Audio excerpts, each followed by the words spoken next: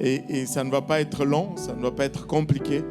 Est-ce qu'on peut s'élever? Juste, on va lire 2 versets et puis je vais parler un peu et on va céder la place au Seigneur pour faire ce qu'il a besoin de faire. Amen. Alléluia. Et alors que vous êtes debout, on va aller dans le livre de 2 Rois chapitre 5, une histoire probablement très connue.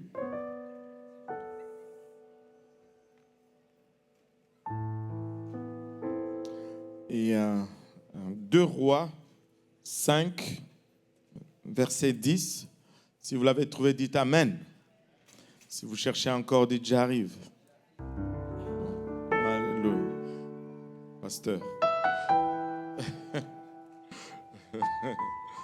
Alléluia. Et on va les lire tous ensemble à haute voix. Est-ce qu'on peut essayer de les lire tous ensemble à haute voix? Sinon, vous pouvez suivre à l'écran. On va lire le verset 10 et le verset 11. La Bible nous dit, Élisée lui fit dire par un messager, « Va et lave-toi 7 fois dans le Jourdain. Ta chair deviendra saine et tu seras pur. » Naaman fut irrité et il s'en alla en disant, « Voici, je me disais, il sortira vers moi, il se présentera lui-même, il invoquera le nom de l'Éternel, son Dieu, il agitera sa main sur la place et guérira les lépreux. » Il était fâché. Amen. Et je vais parler pour un moment juste sur l'absurdité de l'obéissance. L'absurdité de l'obéissance. Prions tous ensemble. Seigneur, nous te sommes infiniment reconnaissants pour ton amour, ta bonté et ta fidélité. Nous te remercions, Papa, pour le privilège que nous avons de venir encore une fois ensemble, Papa, dans ta présence. Merci pour cette présence que nous ressentons en ces lieux, Papa, qui a été rendue, Papa, disponible à un grand prix. Merci pour la croix. Papa, alors que nous faisons ici, nous réalisons également que nous sommes des êtres naturels, des êtres charnels. Père, cette parole qui est esprit est souvent folie pour nous. Et de nous-mêmes, nous ne pouvons la saisir. Nous prions, Papa, que tu nous aides maintenant à la saisir, Papa, et à la transmettre sans crainte, sans favoritisme, sans hésitation. Qu'elle trouve une place dans nos cœurs où elle va germer, produire de fruits dignes de repentance, de fruits qui nous conduisent jusque dans la vie éternelle. Avec action de grâce dans les cœurs, nous te prions dans le nom de Jésus. Nous disons tous au nom de Jésus.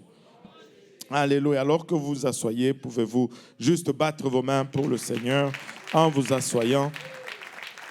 Et alléluia. Merci Seigneur. Vous savez, la fin du monde approche. La fin des temps tels que nous le connaissons approche.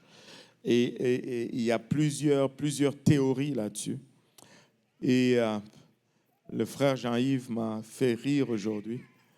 Et il m'a montré un article, dit qu'ils ont découvert un livre qui date de 900 ans, je ne sais pas où, un livre vieux de 900 ans qui dit que la fin du monde va être en 2027. Bon, moi je connais un livre qui date de presque 6000 ans, qui dit que personne ne sait c'est quand. Amen. Alléluia. Mais nous devons être prêts. Amen. Nous devons nous préparer pour la fin des temps. Le Seigneur revient. Allô? Le Seigneur revient bientôt. Tous les indicateurs, tu n'as pas besoin vraiment d'être un érudit biblique ou un prophète pour réaliser que le Seigneur revient bientôt. Même le non-croyant croit que ce monde tire vers sa fin parce que rien n'est plus soutenable. Mais combien d'avantages, nous qui connaissons la parole de Dieu, combien d'avantages, nous qui sommes informés sur les signes du temps devons être conscients de l'imminence du retour du Seigneur. Le Seigneur revient bientôt. Amen. Certains d'entre vous n'auront pas le temps de se marier, le Seigneur va revenir. Certains d'entre vous n'auront pas le temps d'avoir des enfants, le Seigneur va revenir. Certains d'entre vous ne vont pas connaître le plaisir de payer le... Oh là là, il y a quelqu'un qui me regarde, qui me dit, pasteur, qu'est-ce que tu dis? Tout est planifié. Ah là là. Ça m'a échappé seulement. Alléluia. Mais c'est une réalité. Le Seigneur peut revenir à n'importe quel moment. Mais laissez-moi vous dire, mariage ou pas mariage, enfant ou pas enfant, peu importe ce qu'il peut y avoir, la seule chose qui va compter, c'est être prêt pour son retour. Si tu es prêt pour son retour, peu importe ta condition, peu importe ce que tu attendais qui ne s'est pas matérialisé, laisse-moi te dire, tu vas être comblé par le retour du Seigneur. Mais si tu n'es pas prêt, peu importe ce que tu as pu réaliser, ben, tu seras grandement déçu et ça ne va pas valoir la peine. Donc, un élément qui peut te rassurer, c'est que sois prêt pour le Seigneur. Mais quand on commence à parler d'être prêt pour le Seigneur, il y a plusieurs théories, il y a plusieurs choses. Mais laissez-moi juste amener ce point aujourd'hui que l'obéissance, c'est vraiment la clé pour être prêt pour le retour du Seigneur. Tu sais, au-delà de la connaissance, ça prend l'obéissance. Tu peux avoir la connaissance, si tu n'as pas l'obéissance, ça va être chaud. Amen, ça ne va pas fonctionner. Là où le Seigneur m'a conduit, c'est dans le livre de 2 Rois. C'est une histoire qui est pas mal connue pour ceux qui fréquentent l'église, ceux qui ont été surtout à l'école du dimanche. Est-ce qu'il y en a qui ont fait l'école du dimanche ici? Ou bien nous sommes tous de la première génération? Nous allions à l'église catholique. Moi, j'allais à l'église catholique. Il n'y a pas d'école du dimanche là-bas. On allait juste à la messe du matin. Il y avait des fois, il y avait même 3 messes. La messe de 6 heures. Dans le quartier, on disait que c'est la messe de 6 heures, c'est là où tous les sorciers vont. Et après, il y avait la messe de 9 heures. Et puis, il y avait la messe de 11 heures. Et voilà. Et il y avait trois messes. La messe de 11 heures, il y avait beaucoup d'enfants. Beaucoup d'enfants. Je n'ai pas fait l'école du dimanche, mais la plupart des enfants qui ont fait l'école du dimanche, ils vont te raconter l'histoire de Naaman et ils vont même faire des danses avec ce qu'il a dû traverser. Naaman, regardons-le dans 2 Rois, le 5e chapitre, le 1er verset. La Bible nous dit que Naaman était un chef de l'armée du roi de Syrie. Il jouissait de la faveur de son maître et d'une grande considération, car c'était par lui que l'Éternel avait délivré les Syriens. Mais cet homme fort et vaillant était lépreux. C'était un commandant de l'armée syrienne. Et par lui, l'armée syrienne a dû enregistrer des grandes victoires. Et pour cela, il avait la faveur aux côtés de son roi. Mais malgré sa haute classe, malgré cette grande distinction, il était, si on peut le dire, un général dans l'armée syrienne. Il était le chef d'état-major ou le responsable de l'armée. Très important. Sûrement de lui dépendait la sécurité du roi. Sûrement de lui, sur lui s'est reposé tout le plan futur de cette armée syrienne. Mais malgré cela, ces vaillants soldats est devenu lépreux. Et à l'époque, comme aujourd'hui, la lèpre était une maladie grave. La lèpre, certains disent que c'était le cancer de l'époque. Quand tu l'avais, c'était une condamnation à mort. Elle allait te ronger tranquillement, ça allait être des taches qui allaient se transformer en blessures, qui allaient littéralement manger tes membres et t'emmener à une place où ton système nerveux était complètement détruit. Tu ne sentais plus les douleurs par tes membres. Et des fois, les lépreux se mutilaient tout seuls. Et il est devenu lépreux. Quelle catastrophe! Malgré sa richesse, sa vie ne valait plus rien. Malgré son rang social, sa vie ne valait plus rien. Malgré ses relations, son entrée à la cour royale, sa vie ne valait plus la peine d'être vécue. Laissez-moi vous dire ceci, peuple de Dieu. il y a un fléau qui frappe l'humanité aujourd'hui. Et ce fléau, quand tu le contractes, au fond, c'est une condamnation à mort. Certes, nous ne réalisons pas à cela parce que physiquement, nous pouvons fonctionner, mais spirituellement, nous sommes morts. Et ce fléau, c'est le péché. Avez-vous remarqué comment le péché se propage comme pas possible? Autant la lèpre était contagieuse, autant le péché est contagieux aujourd'hui. Or, la Bible nous dit les Syriens étaient sortis par troupes et ils avaient amené captive une petite fille, au verset 2, du pays d'Israël, qui était au service de la femme de Naaman. Et elle dit à sa maîtresse, « Oh, si mon Seigneur était auprès du prophète qui est à Samarie, le prophète le guérirait de sa lèpre. » Une fille esclave, une fille insignifiante, une fille qui était juste une servante capturée comme esclave dans la maison de ce grand général, avait une clé à sa situation. Elle dit à la femme de Naaman, si le maître était dans mon pays, en Samarie, il allait voir le prophète de Dieu et le prophète allait le guérir de la lèpre. La Bible ne nous donne pas le nom de cette jeune fille.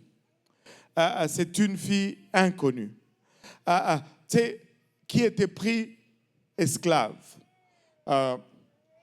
J'essaye de m'imaginer tout simplement, j'essaye de me mettre à la place de cette jeune fille. Elle est esclave dans cette maison. C'est sûr qu'elle se tape des corvées. On l'a fait travailler sans salaire. Elle est traitée pas comme un enfant de la maison. Elle est éloignée de sa propre famille, loin de l'amour de ses parents.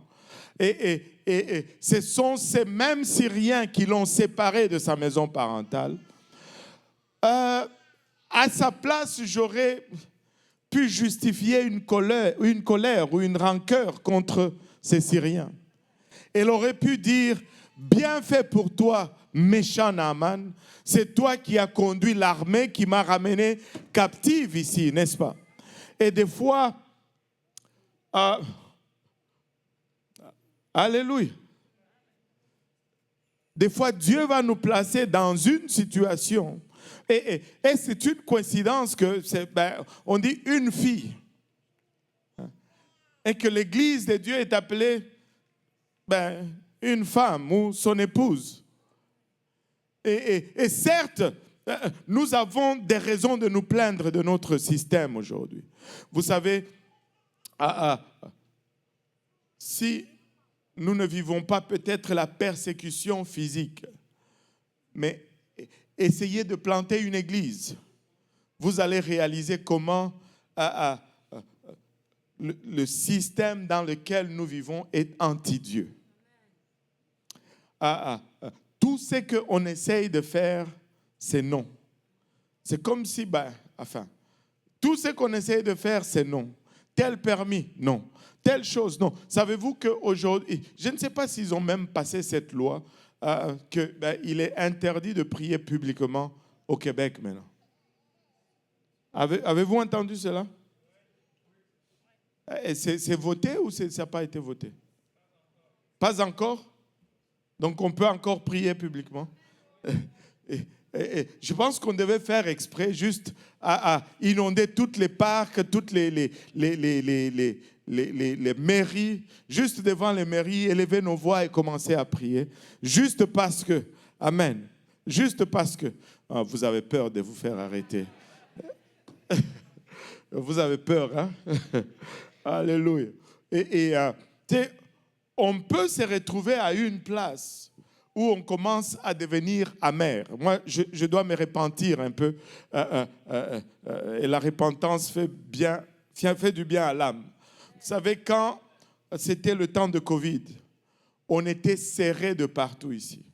Mais malgré que nous avons respecté les recommandations, On était à combien? À 7 dans ce sanctuaire, en train juste de retransmettre le service en ligne, parce qu'on a tous les équipements ici. On était à 7. 3 familles, 7 personnes. Non, 4 familles, je pense, 7 personnes. Mais il y a eu 8 voitures de police qui ont encerclé l'église. Et ils sont entrés, ils ont cherché s'il y avait des gens qui se cachaient dans les salles. Ils sont sortis bredouilles. Ils nous ont collé des amendes de $1 500 par famille. Et on est allé en cours, on a litigué les amendes, on avait tous les articles. Le juge a dit, c'est bon, on va vous envoyer la réponse. Et quand ils nous ont envoyé la réponse, ils nous ont demandé de payer, quand même. Et je peux vous avouer que depuis ces jours-là, tout le respect que j'avais avec la police, j'ai perdu cela. Et j'ai difficulté à faire confiance à la police. Mais cette fille a pu garder son cœur propre. Parce que quand le besoin est arrivé, elle a pu témoigner de son Dieu. Elle a pu témoigner de la grandeur de son Dieu. Peuple de Dieu, nous allons subir des choses à côté, à gauche et à droite, mais que cela ne nous arrête pas de déclarer qui est Jésus-Christ. Ce monde cherche Jésus-Christ. Ils peuvent nous offenser, ils vont nous offenser, ils vont nous faire du mal. Mais alléluia, n'oublions pas de déclarer pourquoi nous sommes là. Nous devons continuer à déclarer Jésus-Christ malgré ce que nous allons subir, malgré ce que nous allons endurer. Et là, déclarer, dans mon pays, il y a un prophète qui peut guérir le maître de sa lèpre. Et Naaman a demandé la permission à son roi, et le roi lui a donné de l'or, lui a donné des cadeaux, il lui a donné plein de choses, de l'argent, et lui dit, va, si tu peux trouver guérison auprès de ce prophète, vas-y. Et après avoir eu la lettre du roi, au verset 7, la Bible nous dit que il est parti pour le royaume d'Israël. Et il arrive auprès du roi d'Israël avec sa lettre. Et il dit, j'ai été envoyé par le roi des Syriens. J'ai besoin d'une guérison. On m'a dit que chez toi, je peux trouver guérison. Et le roi d'Israël regarde Naaman avec sa lettre. Il se tient la tête. La Bible nous dit, après avoir lu la lettre, le roi d'Israël déchira ses vêtements et dit, suis-je un Dieu pour faire mourir et pour faire vivre, qu'il s'adresse à moi afin que je guérisse un homme de sa lèpre. Sachez donc et comprenez qu'il cherche une occasion de dispute avec moi.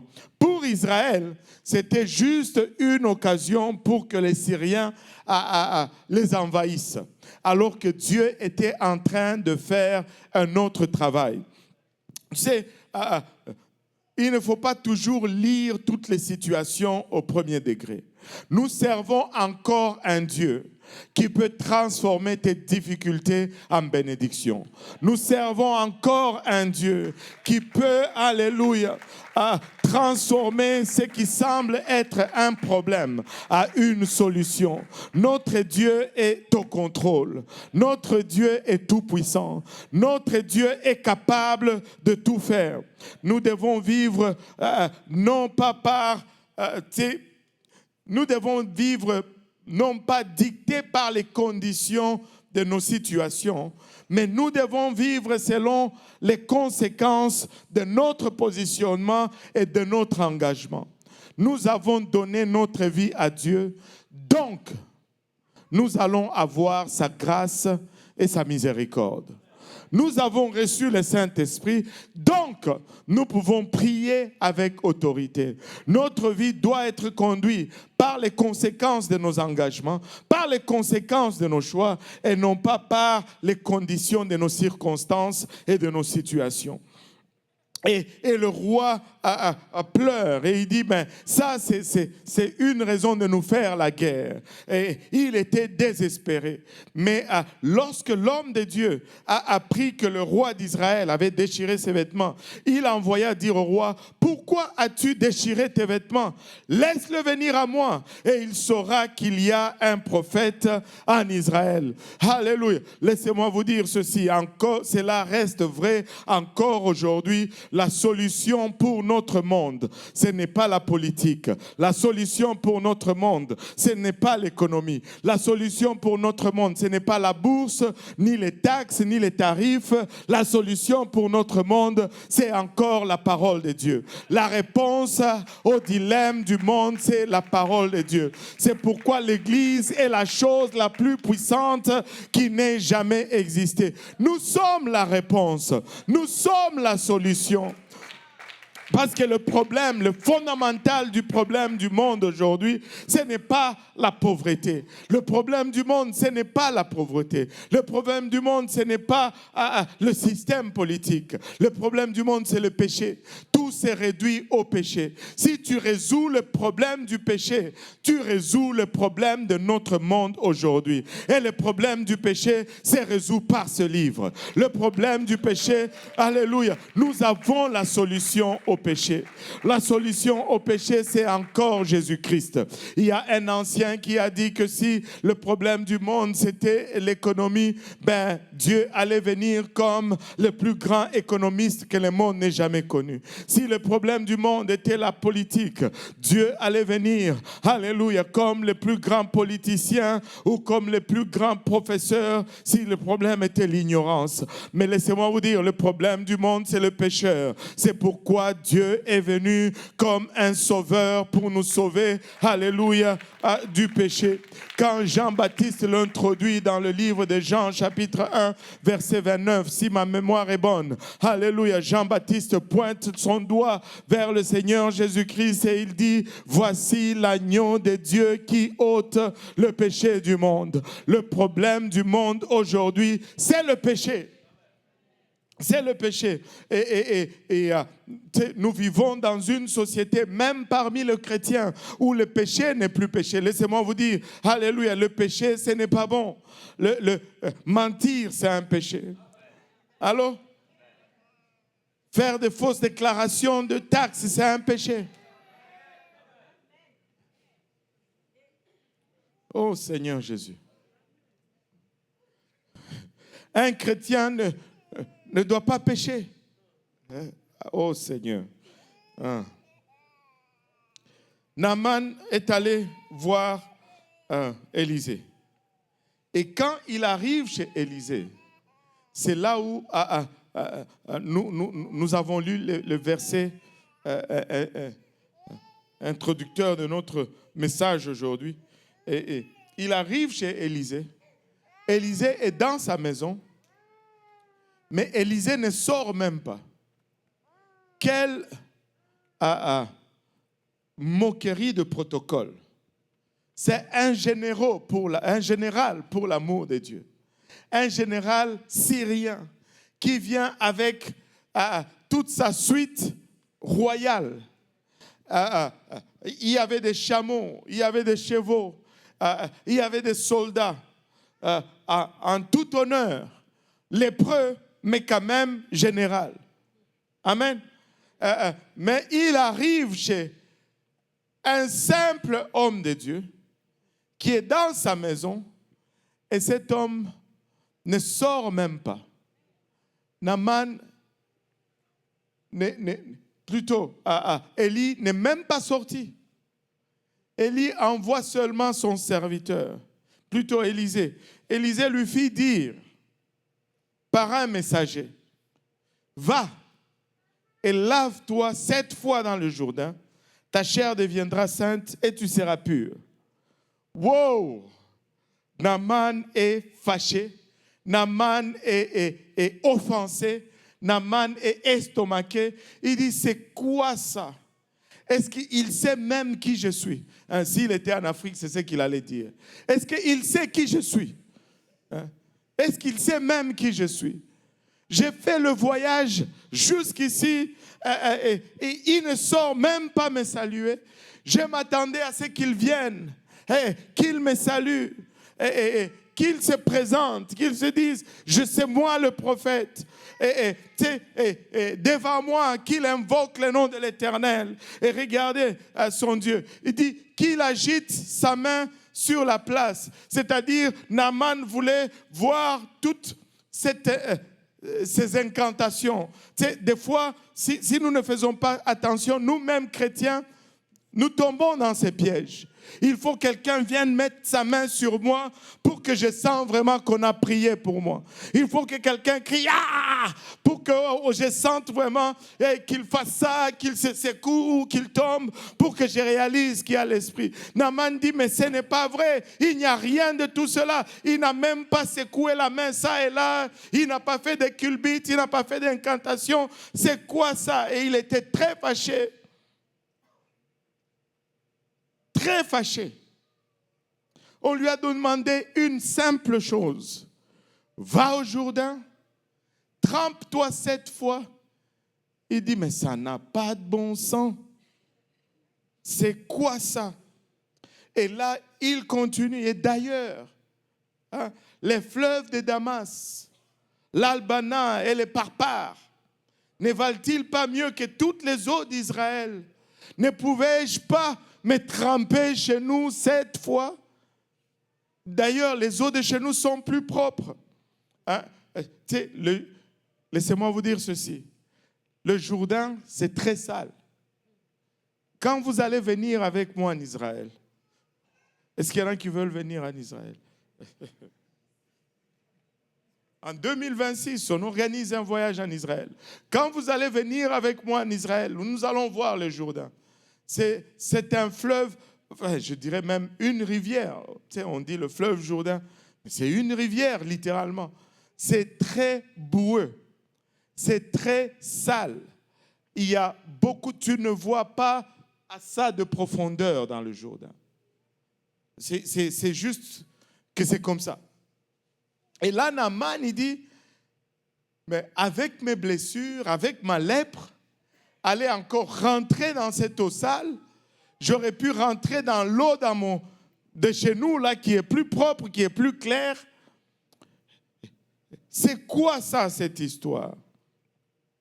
Je ne pouvais pas m'y laver là-bas et devenir pur. Et il s'en retournant et partait avec fureur. Il était très fâché et je peux vous garantir que le sort d'Israël n'était pas bon. Le futur d'Israël n'était pas bon parce que Naaman était très fâché. On l'a humilié, on ne lui a pas donné le protocole dont il était digne et en plus on lui demande d'aller se tremper dans un fleuve sale. Il dit non, il y en a assez. Moi, je pars, je rentre chez nous. Il tourne ses chevaux. Il était en route vers Damas. Mais il y avait quelqu'un auprès de lui qui a osé lui parler. Un de ses serviteurs s'approcha pour lui parler. Et regardez comment il appelle. Il n'a pas appelé chef, il a dit mon père. Parce qu'il voulait être dans sa grâce. Il est fâché là. Et il dit mon père, si les prophètes tu demandais, si les prophètes tu demandais quelque chose de difficile, ne l'aurais-tu pas fait? Allô? Si tu venais à l'église avec une maladie, on te dit, tu dois boire 7 bouteilles d'huile. Il y a une secte chez nous qui faisait boire les gens l'huile de palme. Et si tu veux être guéri, tu allais boire l'huile de palme. Je n'ai jamais vu ça dans la Bible. Mais il y a des gens qui buvaient l'huile de palme pour être guéris. Je ne sais pas si mon frère va s'en rappeler. Ceux qui viennent du Congo vont s'en rappeler. On les appelait les postolos. Ils ont la tête rasée et une barbiche. Et ils se promènent avec un bâton. Et ils ont tout le temps une robe blanche. Voilà. Voilà, là on les identifie, on les appelait les postolos. Si tu allais chez eux, ben, tu étais malade, une seule remède, l'huile de palme. Tu allais boire. Et les gens allaient et buvaient.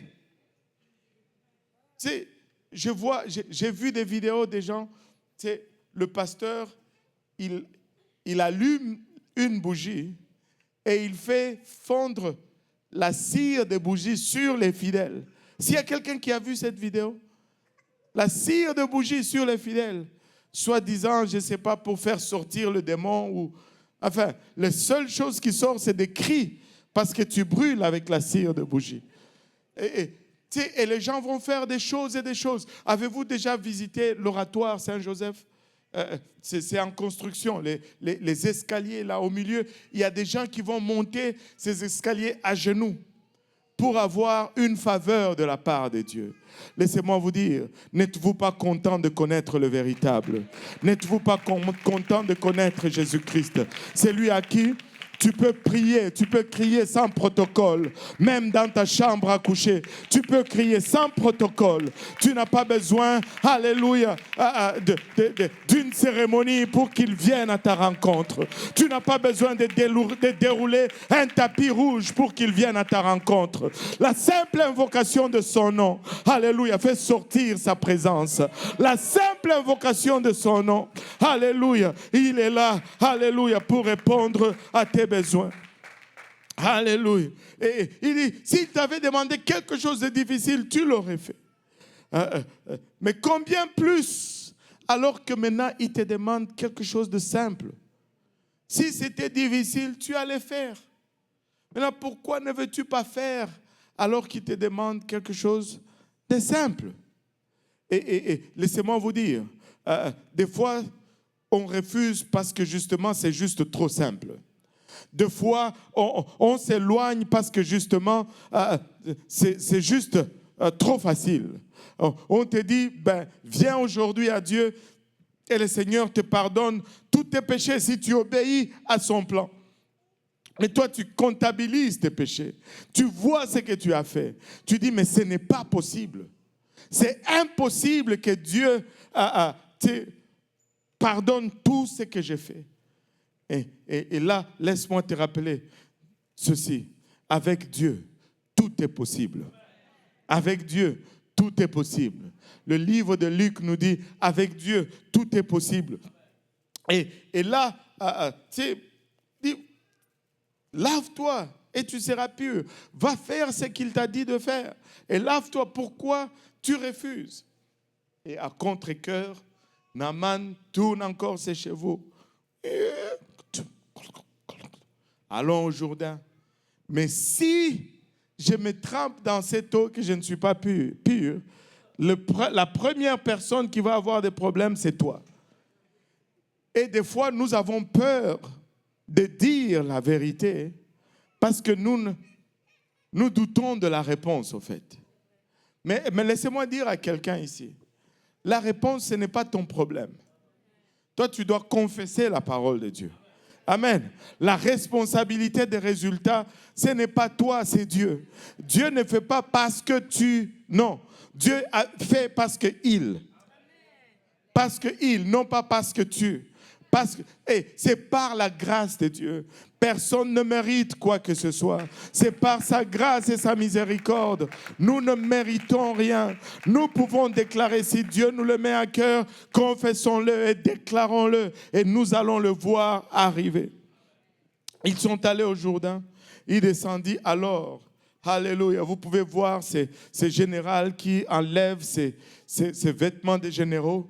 Il rentre dans le Jourdain et il se plonge. Une fois, il sort, rien n'arrive.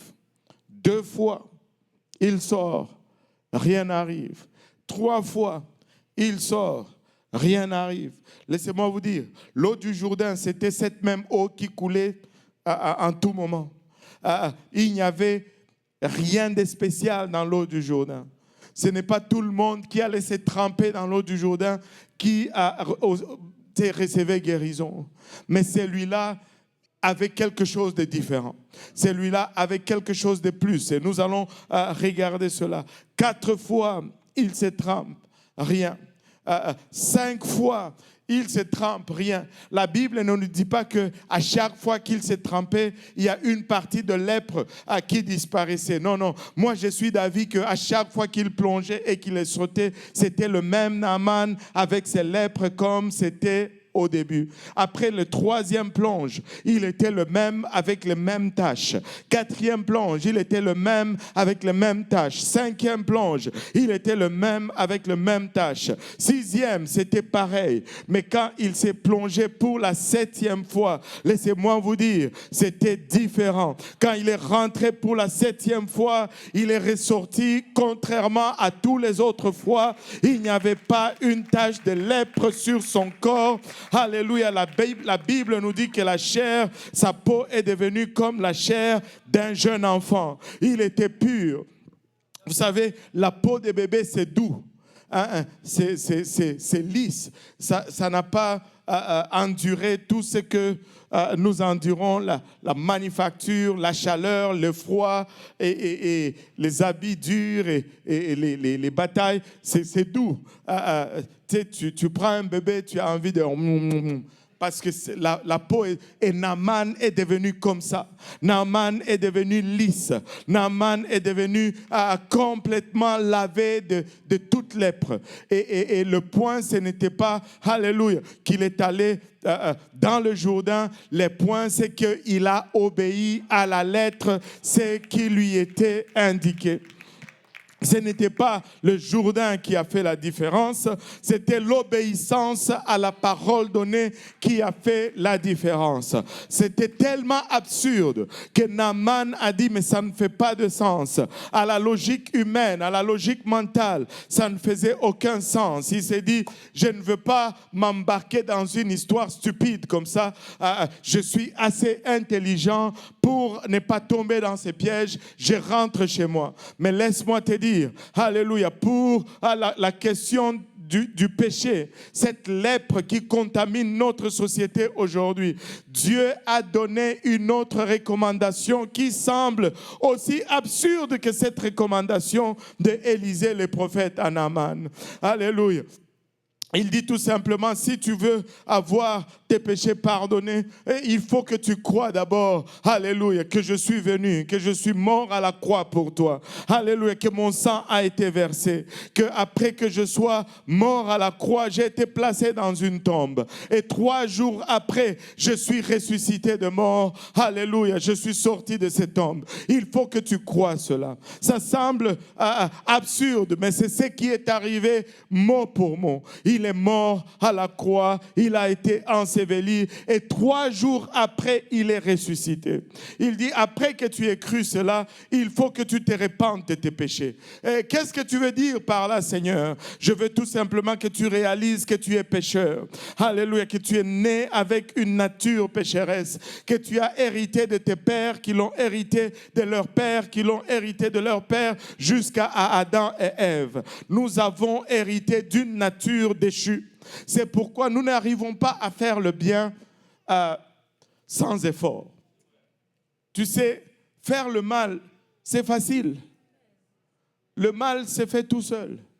Mais le bien, pour faire le bien, ça prend un effort. Pour faire le bien. Avez-vous remarqué les enfants? Si tu dois lui apprendre à dire merci ou dire pardon, c'est la guerre. Dis merci. Dis merci. Dis pardon. Dis pardon. Mais ose juste prononcer un mauvais mot dans sa présence. Oh, c'est la chanson que l'enfant va chanter. Parce que naturellement, nous sommes déchus. Qui est ce parent qui a appris à son enfant à mentir? Personne. Tu ne vas pas asseoir ton enfant et lui dire, mon enfant, je vais t'apprendre le mensonge 101. C'est un cours mensonge 101. Non, mais un jour, il commence tout seul. C'est toi qui as fait ça? Non, c'est pas moi. Le coupable, il a la farine partout sur lui. Il dit, c'est pas lui quand même. les traces de sucre vont jusque dans sa chambre. Mais ce n'est pas lui. On le fait naturellement, c'est dans notre nature. On est né avec cette nature déchue. Si on va faire le bien, on doit le faire, on doit faire un effort. On doit faire un effort. Naturellement, on n'est pas bon. Les gens disent, oh, les enfants, ce sont des anges. Oh, mensonge, ce ne sont pas des anges. Ils naissent avec une nature déchue. Oh Seigneur, les parents vont m'en vouloir. Et retournons à Naaman. Naaman, il a tout simplement obéi. Oh oui, j'étais à l'évangile. Il dit, tu dois te repentir. Nous devons reconnaître que naturellement nous sommes pécheurs. Et jusque-là, avant de connaître Dieu, nous avons menti, nous avons volé, nous avons bu. Certains d'entre nous ont même fumé. Nous avons forniqué, nous avons fait toutes ces choses. Mais nous arrivons à une place où nous rencontrons le Seigneur. Nous réalisons que nous sommes en train de marcher dans une direction de destruction. Mais nous nous arrêtons. Nous disons, Seigneur, je suis désolé d'avoir fait tout cela et ça me dérange. Et des fois, nous allons prier, mais Dieu ne veut pas que ça s'arrête là.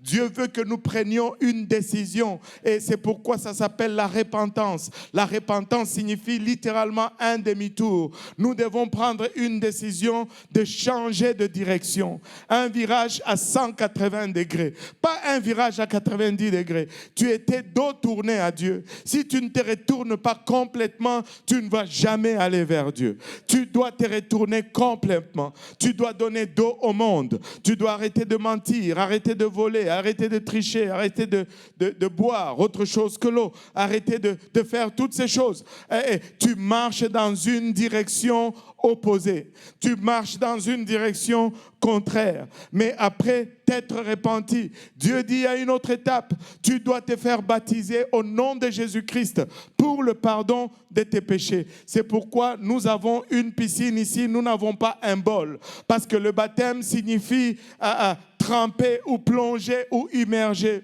Je dois être trempé dans l'eau et que le nom de Jésus soit invoqué sur moi afin que tous mes péchés soient effacés. Là, tu dis, mais pasteur, quelle absurdité. Et si tu veux me dire que même si j'ai tué quelqu'un, si je me fais plonger dans cette eau en invoquant le nom du Seigneur, oui, si tu t'es repenti, alléluia, et que tu viens te faire baptiser au nom de Jésus, tu étais peut-être le pire des sorciers, mais Jésus te pardonne cette sorcellerie. Tu étais peut-être le pire des criminels, mais Jésus te pardonne ces crimes. Tu dis, mais ça ne fait pas de sens. Oui, ça ne fait pas de sens. Mais c'est là l'absurdité de l'obéissance. La puissance ne se trouve pas dans l'eau, la puissance se trouve dans le nom. La puissance ne se trouve pas dans l'eau, la puissance se trouve dans le nom. Et cette puissance est activée par ton obéissance. Alléluia. Si tu obéis, tu actives cette puissance. Laisse-moi te dire, alléluia, il n'y a pas d'autre façon d'adresser le problème du péché si ce n'est pas la voie de l'évangile. La repentance, le baptême d'eau et le baptême du Saint-Esprit. Et tu dis, mais il est ressuscité. Oui, après que tu sois ressuscité, après que tu sors de l'eau. Je vais raconter une petite anecdote. C'était durant une conférence, je pense, francophone. On avait, après la prédication, il y a eu beaucoup de gens. Je pense que ce jour-là, on avait au moins 17 personnes qui venaient pour se faire baptiser. J'étais dans l'eau en train de faire le baptême. Il y avait, maintenant ce n'est plus une petite fille, c'est une grande fille maintenant, Déborah de Saint-Jérôme. Elle était là, à côté du baptistère, juste là.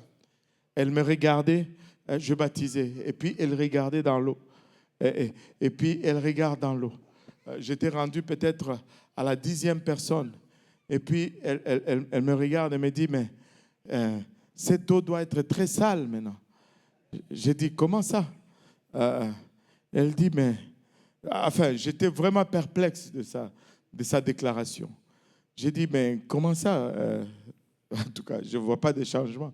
Elle dit, mais parce que avec tous les péchés qui restent dans l'eau, et pour elle, c'était littéral. Quand on a prêché, on a dit, quand on te trempe dans l'eau, tu sors, les péchés restent dans l'eau, toi tu sors propre. Et pour elle, tous les péchés, laissez-moi vous dire, les péchés restent dans cette eau lorsque le nom de Jésus est invoqué sur toi. C'est ça la puissance de l'obéissance. C'est ça la puissance de l'obéissance. Et quand tu sors de cette eau et que tu élèves les mains, que tu pries, le Seigneur te remplit de son esprit. Alléluia. Et quand tu reçois le Saint-Esprit, tu vas parler en d'autres langues comme signe, comme évidence de l'Esprit de Dieu qui vient et qui demeure en toi. Laisse-moi te dire, c'est la seule chose qui te met en route vers le ciel. C'est la seule chose qui adresse la lèpre dans ta vie. C'est la seule chose qui fait de toi une personne pure à nouveau. Vous savez, les lépreux, quand ils circulaient dans le temps, ils étaient ordonnés par la loi, alors qu'ils se promenaient, de crier « impur ». Impur, impur. Comme ça, les gens qui venaient sur la rue allaient les éviter pour ne pas être contaminés.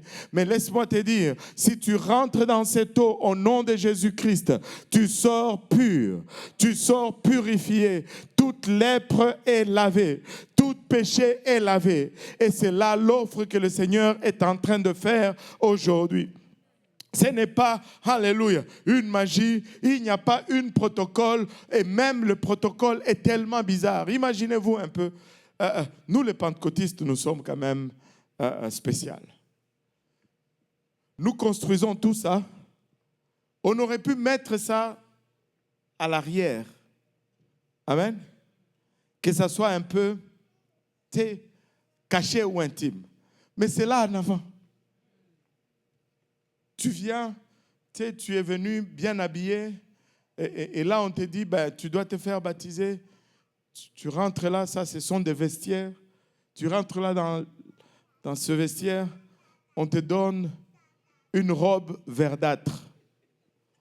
Et des fois même les fermetures éclairs ne fonctionnent pas. Et puis on te dit de sortir avec cette robe très mal habillée devant tout le monde. Là tu descends dans cette eau. Le protocole n'est pas bon. Mais laissez-moi vous dire, ne tombez pas dans le piège de Naaman. Même si le protocole n'est pas bon. Alléluia, la puissance de l'obéissance demeure. La puissance de l'obéissance demeure. Alléluia, la puissance de l'obéissance demeure. Tu te fais baptiser, tu portes le nom de Jésus. Et tu dis, mais pourquoi est-ce que tu insistes sur le nom de Jésus? Parce que c'est ce qu'il a fait. Donnez-moi un peu Acte 2, 38. Donne-moi Acte 2, 37 et puis Acte 2, 38 par la suite. Ça, c'est le jour de la Pentecôte, le premier jour de l'Église. Les apôtres étaient 120 personnes dans la chambre haute. Quand vous allez venir en Israël, on va aller dans la chambre haute. Amen. Qui veut aller dans la chambre haute? Ouf! Il faut venir, il faut commencer à se préparer. Amen. Je vais vous donner les détails par la suite. Et les apôtres étaient dans la chambre haute. Le Saint-Esprit est venu sur eux.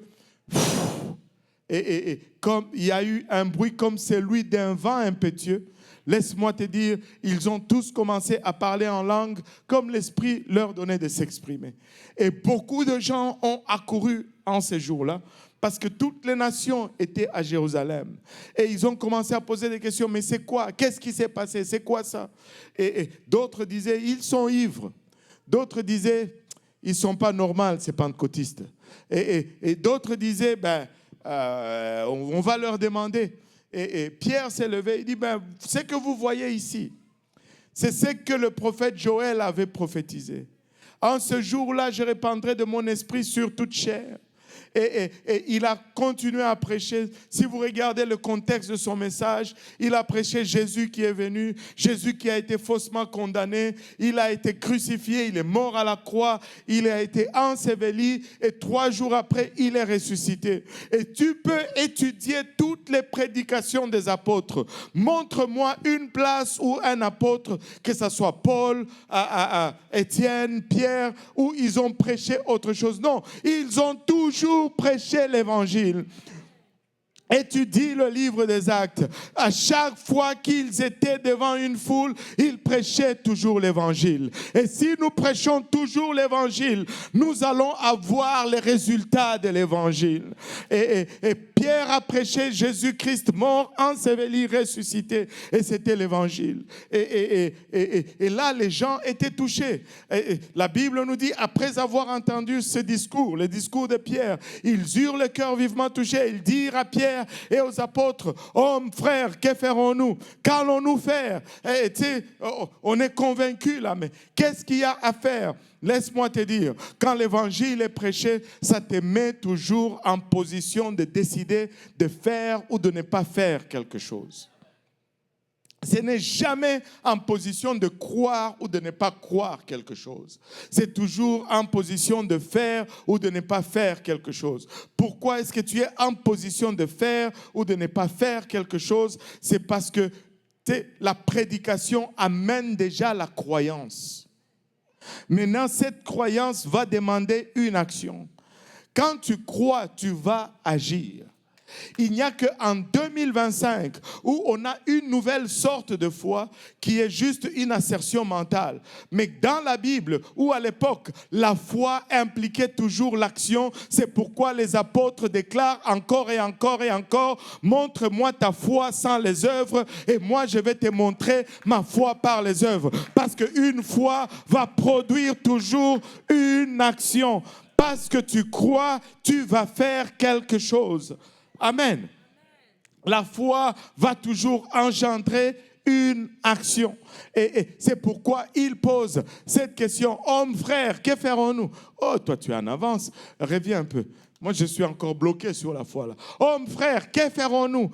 Que ferons-nous? Qu'est-ce qu'il y a à faire? Que devons-nous faire? Ils n'ont pas dit que croirons-nous. Ah non, non, non. Ils ont dit que ferons-nous? Et après cela, Pierre ne leur a pas dit croyez seulement et recevez le Seigneur Jésus comme votre sauveur personnel et vous serez sauvés. Non, vous savez que Jésus-Christ, ton sauveur personnel, ce n'est même pas dans la Bible. Allô? Et là, quand on l'a introduit, on n'a pas dit Jésus, le sauveur personnel des gens. On a dit le sauveur du monde. Il est le sauveur de nous tous. Alléluia. Pas à toi tout seul. Et il est le sauveur du monde pour l'amour de Dieu. Amen. Il est le sauveur de nous tous. Il n'a pas dit crois seulement. Il a dit non, non. Il a dit maintenant avance. Et Pierre leur dit repentez-vous. Amen. Et que chacun de vous soit baptisé au nom de Jésus-Christ pour le pardon de vos péchés et vous recevrez le don du Saint-Esprit. Il n'a pas dit et vous pourriez recevoir ou vous risqueriez de recevoir. Avez-vous remarqué le ton impératif? Vous recevrez. C'est une certitude. Ce n'est pas une probabilité. Alléluia. Et il a continué à dire, car la promesse est pour vous, pour vos enfants et pour tous ceux qui sont au loin, en aussi grand nombre que le Seigneur, notre Dieu, les appellera. Dieu veut que tu reçois le Saint-Esprit. Dieu veut que tu sois baptisé en son nom. Et tu vas me dire, mais alors, pasteur, pourquoi Matthieu 28, 19 nous dit, Matthieu 28, 19 nous dit, toi, tu me voles mes minutes.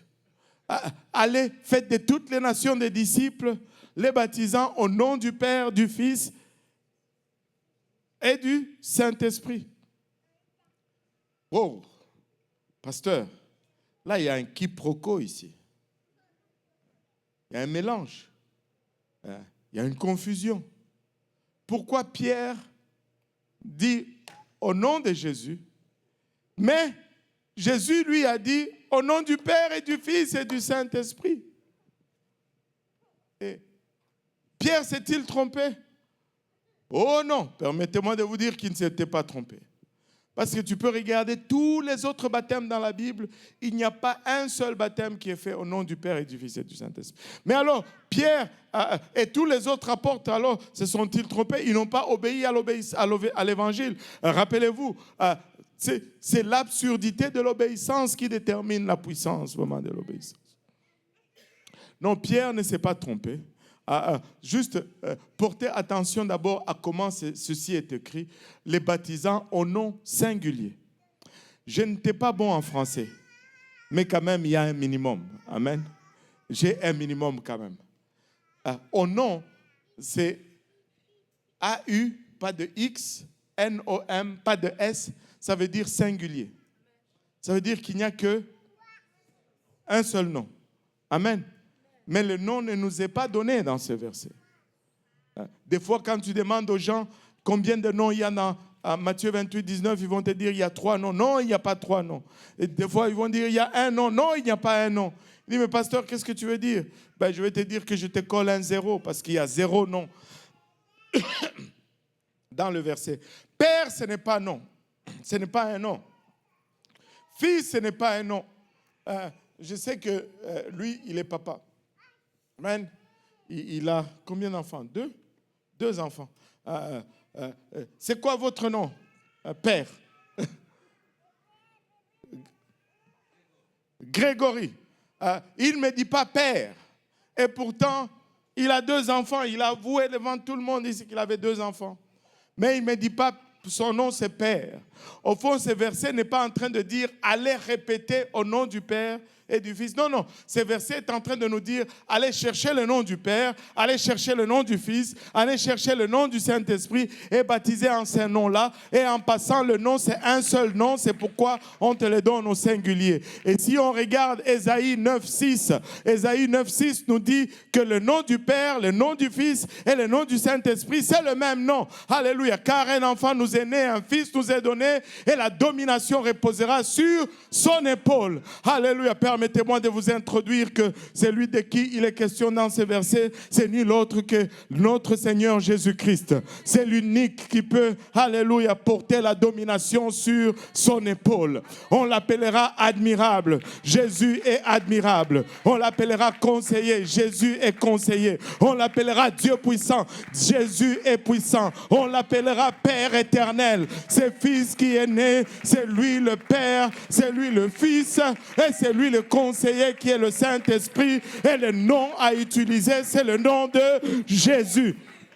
C'est pourquoi il n'y a pas un seul apôtre qui a utilisé le titre Père, Fils et Saint-Esprit, parce qu'il n'y a pas de pouvoir dans le titre. Il n'y a pas de puissance dans le titre. Le pouvoir se trouve dans le nom. C'est pourquoi au nom de Jésus, alléluia, tout genou fléchit. Alléluia. Acte 10, 43 nous dit que tous les prophètes rendent de lui ce témoignage, que quiconque croit en lui reçoit par son nom le pardon des péchés. Tout se trouve dans le nom de Jésus. C'est ça l'absurdité de l'obéissance. Je dois être baptisé au nom de Jésus pour le pardon de mes péchés. Tu me dis, mais pasteur, j'ai été baptisé et j'étais sincère quand j'étais baptisé. Oui, je ne questionne pas ta sincérité. Il n'est pas question de sincérité ici. Tu peux être sincère et sincèrement dans l'erreur. Tu peux te tromper et sincèrement te tromper. Je ne veux pas juste être sincère. Je veux être dans la vérité. Alléluia.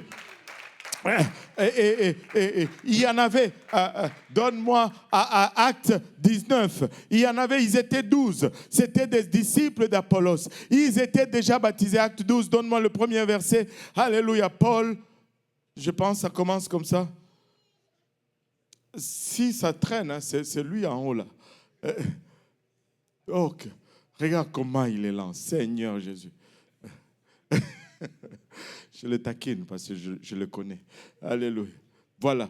Pendant qu'Apollos était à Corinthe, Paul, après avoir parcouru les hautes provinces de l'Asie, arriva à Éphèse et a rencontré quelques disciples. C'était les disciples d'Apollos. Donne-moi le verset 2. Il leur dit, avez-vous reçu le Saint-Esprit quand vous avez cru? Ils lui répondirent, nous n'avons pas même entendu dire qu'il y ait un Saint-Esprit. Laisse-moi te dire, si c'est la première fois que tu entends que tu peux recevoir le Saint-Esprit, ben cela ne t'empêche pas de le recevoir aujourd'hui. Ceux-là l'avaient entendu pour la première fois ces jours-là et ils l'ont reçu ces jours même. Alléluia. Si tu le désires, Dieu te le donne aujourd'hui.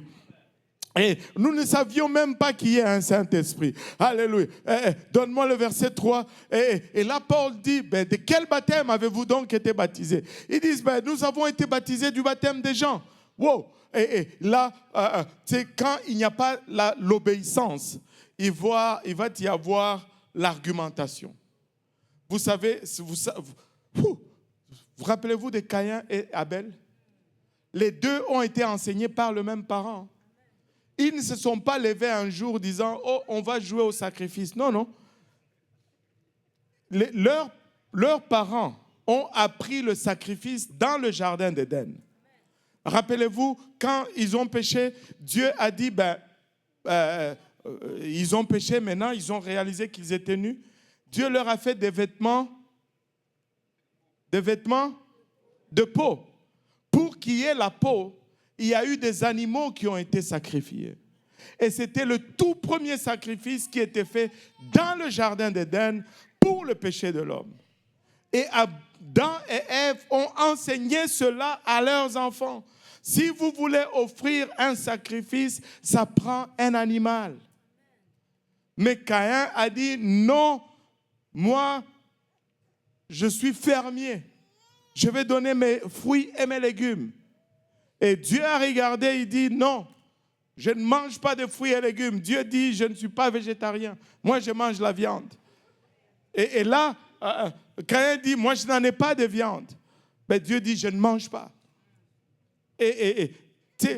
Au lieu d'aller chercher un animal, il aurait pu prendre ses plantes, ses légumes et ses fruits. Il aurait pu prendre cela. Écoutez, pour l'amour de Dieu, les deux étaient végétariens.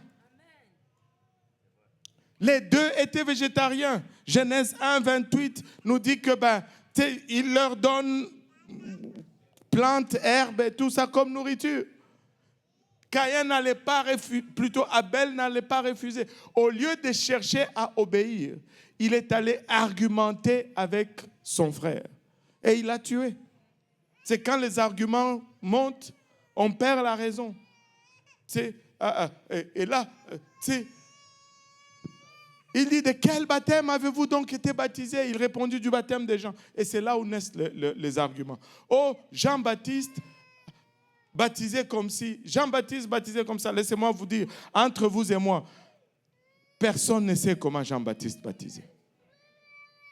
On n'a pas de record historique qui nous dit qu'il baptisait au nom du Père, du Fils et du Saint-Esprit, ou il baptisait au nom de Jésus. Mais ce que nous savons, c'est que nous ne savons pas comment il baptisait, mais nous savons comment il ne pouvait pas baptiser. Parce qu'il ne pouvait pas baptiser au nom de Jésus, parce que Jésus n'était pas encore mort, et conséquemment, son nom n'était pas encore disponible pour enlever le péché, parce qu'il n'avait pas encore payé pour le péché. Le sang n'était pas encore versé. Allô? Donc, Jean ne baptisait pas au nom de Jésus. C'est pourquoi quand il dit « nous avons été baptisés par le baptême de Jean », Paul réplique directement au verset 4 « Jean a baptisé du baptême de repentance, disant au peuple de croire en celui qui venait après lui, c'est-à-dire en Jésus. Et sur ce, au verset 5, sur ces paroles, ils furent baptisés au nom du Seigneur Jésus. » Ils étaient baptisés, mais pas de la bonne façon. Ce n'est pas à chaque fois qu'on me trempe dans l'eau que je vais dire « je suis baptisé ». Non, il faut que le nom de Jésus soit invoqué sur moi. Si le nom de Jésus n'est pas invoqué sur moi, c'est juste un bain. Je rentre pécheur sec, je sors pécheur mouillé avec tous mes péchés. Parce que le nom de Jésus, c'est le savon qui enlève. Tu ne peux pas mettre le vêtement dans ta laveuse sans mettre le savon. Tu sors des vêtements. Et je peux vous dire, bibliquement parlant, le nom de Jésus, c'est le savon. C'est le savon. Malachie nous dit qu'il est le savon de Foulon. Alors, il est le savon du fondeur. Ça prend le nom de Jésus. Si tu as été baptisé différemment, tu dois être enseveli au nom de Jésus. Et laisse-moi te dire, quand tu es baptisé au nom de Jésus, je dois conclure, Seigneur. Quand tu es baptisé au nom de Jésus, tu révèles le nom de Jésus sur toi. Tu portes le nom de Jésus. Au fond, la Bible nous dit que c'est une nouvelle naissance. Avez-vous remarqué que c'est par naissance qu'on obtient un nom de famille? Parce que tu es né de tel père et de telle mère, tu as un nom de famille. Allô? Tu es né de tel père et de telle mère, Tu as un nom de famille. Et la Bible nous dit, nous devons naître de nouveau.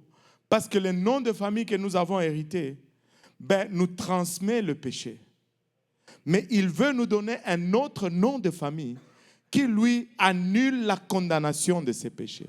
Et ce nom-là, c'est le nom de Jésus. C'est pourquoi quand tu rentres, on te baptise, on dit au nom de Jésus. Et quand tu ressors, tu es né de nouveau. Ton nom n'est plus seulement ton nom. Alléluia. Je vais prendre mon propre exemple. Moi, je ne suis plus Dieudonné Kaosi parce que le 22 novembre 1998, je me suis fait baptiser ici, dans ce même lieu.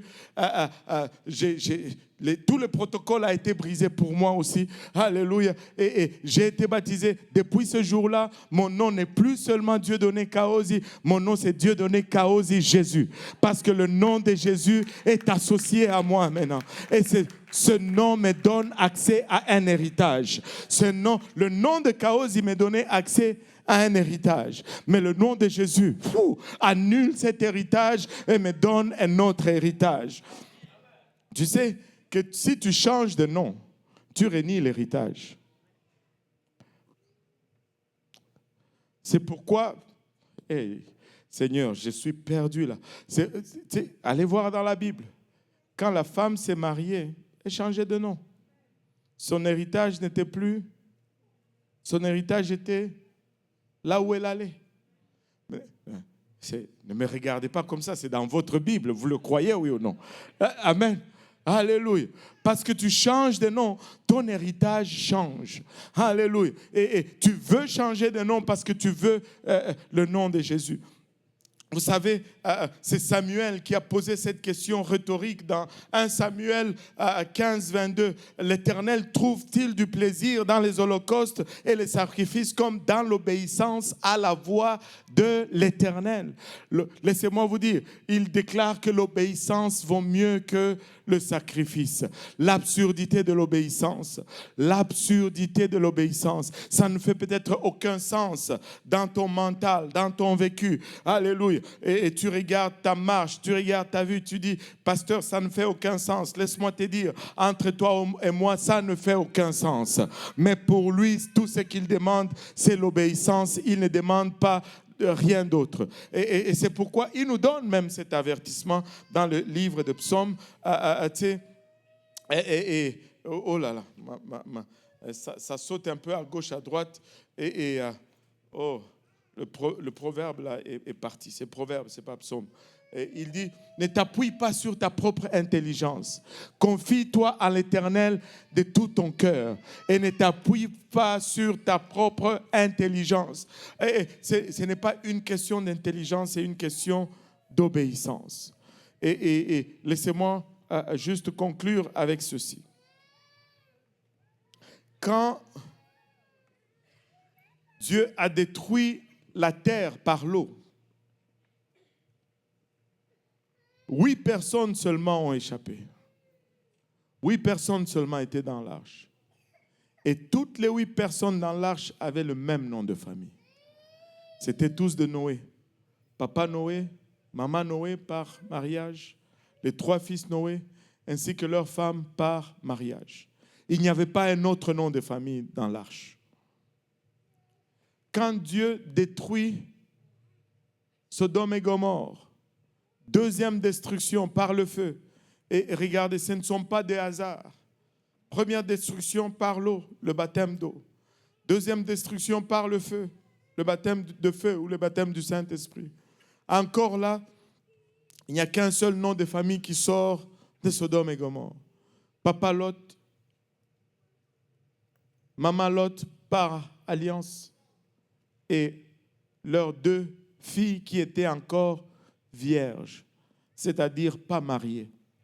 Parce que toutes les filles qui étaient mariées, qui avaient changé de nom de famille, n'ont pas pu sortir. Un seul nom de famille est sorti. Laissez-moi vous dire, lorsque la trompette va sonner, un seul nom de famille va monter. Ça ne sera que de Jésus. Il n'y aura pas de Père, Fils et Saint-Esprit. Il n'y aura que le nom de Jésus qui va monter. Parce qu'il y aura un seul nom dans cette arche qui va monter. en nous levant tous ensemble. Et si tu es là et que tu n'as pas encore ce nom appliqué à ta vie, tu peux l'appliquer à ta vie aujourd'hui. Nous avons l'eau, nous avons des vêtements de réchange, nous avons des serviettes, des séchoirs pour les cheveux. Ça ne prend que ton obéissance. Tu peux te dire, mais pasteur, je veux un peu de protocole, je veux venir dans l'intimité. Mais laissez-moi vous dire, pour Naaman, il n'y avait pas de protocole, il n'y avait pas d'intimité, mais tout ce qui a fait la différence, c'est l'obéissance. C'est l'obéissance. On va venir en avant et si vous n'êtes pas encore rempli du Saint-Esprit, le Seigneur va vous remplir du Saint-Esprit aujourd'hui. Je vais vous inviter à venir à l'avant, les hommes à ma gauche, les dames à ma droite, et on va prier ensemble comme une famille avant de se séparer aujourd'hui. Et que Dieu nous rencontre, que Dieu nous rencontre aujourd'hui. Alléluia. Prends la main de ton voisin, dis-lui, allons prier ensemble en avant. Alléluia. Gloire au nom de Jésus. Alléluia. N'ayez pas peur, ne sois pas intimidé. Regarde, tous ces gens qui sont en train de venir, peut-être que tu les vois comme ça aujourd'hui. Eux aussi, ils étaient pécheurs comme toi. Peut-être tu te regardes et tu te frappes la poitrine. Tu te dis, oh, misérable que je suis. Laisse-moi te dire, ne te trompe pas. Nous étions tous misérables un jour. Mais nous avons obéi à cet évangile. Et le Seigneur a commencé à travailler petit à petit avec nous. Il est en train de te tendre la main aujourd'hui. Il est en train de t'attirer, de t'inviter à lui aujourd'hui. Alléluia. N'endurcis donc pas ton cœur et ouvre-lui ton cœur aujourd'hui.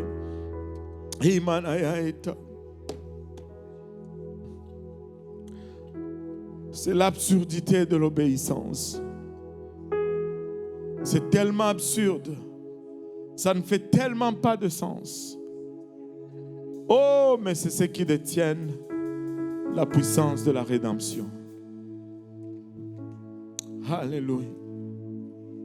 Si nous pouvons fermer nos yeux et juste faire une prière de repentance pour un moment. Là où nous sommes, pas besoin de nous préoccuper de la personne à notre gauche, à notre droite. Nous avons tous besoin de nous repentir. Alléluia. Pouvons-nous commencer à demander humblement pardon au Seigneur, Seigneur. Oh Jésus. Oh Papa, nous te sommes infiniment reconnaissants, Seigneur, de ton amour, ta bonté et ta fidélité, Papa. Nous te sommes infiniment reconnaissants, Papa, du privilège que nous avons de sentir ta présence en ces lieux, Seigneur. Mais toutefois, nous reconnaissons, Papa, combien nous avons été ignorants, combien nous avons été maladroits, combien nous avons été négligents et des fois, nous avons été tout simplement têtus, Seigneur. Mais nous venons humblement demander pardon aujourd'hui, Papa. Pardonne nos écarts. Pardonne nos manquements, Père. Papa, pardonne nos chutes. Pardonne nos péchés. Pardonne nos transgressions, Papa. Pardonne nos iniquités aujourd'hui, ô Père. Alors que, Papa, nous plaidons avec toi, Seigneur, nous venons prendre cette résolution, Papa, de marcher dans tes voies, Seigneur. Papa, que ce que nous ressentons en ces lieux, Seigneur, impacte, Papa, le restant de notre marche, Seigneur, sur cette terre.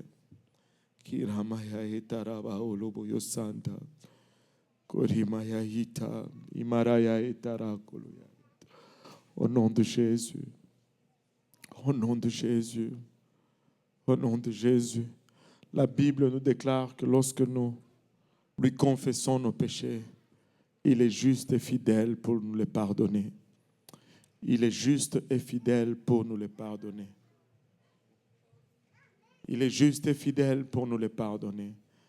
Alléluia. Si vous êtes là et que vous n'êtes pas encore baptisé au nom de Jésus-Christ pour le pardon de vos péchés, nous avons l'eau. Après la repentance vient le baptême d'eau. Au nom de Jésus pour le pardon de nos péchés. Si vous êtes là, que vous n'êtes pas encore baptisé, vous pouvez l'être. Vous pouvez revêtir le nom de Jésus dans les eaux du baptême aujourd'hui. Et si vous êtes là et que vous n'avez pas encore reçu le don du Saint-Esprit avec l'évidence de parler en langue, le Seigneur veut vous remplir de son Esprit Saint. Je sais qu'il y a une personne qui vient déjà pour se faire baptiser au nom de Jésus Mais Dieu veut faire un travail. Il y a quelqu'un à côté de vous. Voulez-vous demander à la personne à côté de vous, as-tu déjà reçu le Saint-Esprit lorsque tu as cru? Si la personne te dit non et tu dis, ben, tu peux le recevoir aujourd'hui. Hein, tu peux le recevoir aujourd'hui. Si la personne à côté de vous a dit non, dis-lui, je peux prier avec toi et tu vas le recevoir.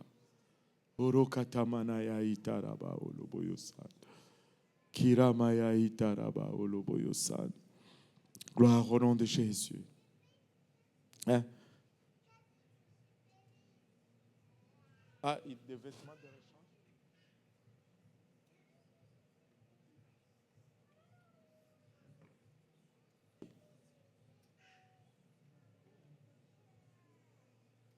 Alléluia. Le Seigneur est bon, n'est-ce pas? Alléluia. Le Seigneur est bon. Et est-ce qu'il y a quelqu'un qui n'a pas encore reçu le don du Saint-Esprit?